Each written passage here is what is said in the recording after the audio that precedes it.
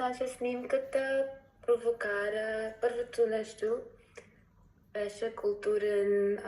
гордост с сиренцето и картата и също тези чашките, мислим, че беше ракия, нещо много българско май и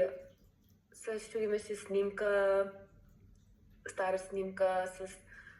човека и това е също другото point, другото идея, че провокира като национализъм, патриотизъм и също с часовника, че няма време, също провокира идеята, че времето изтече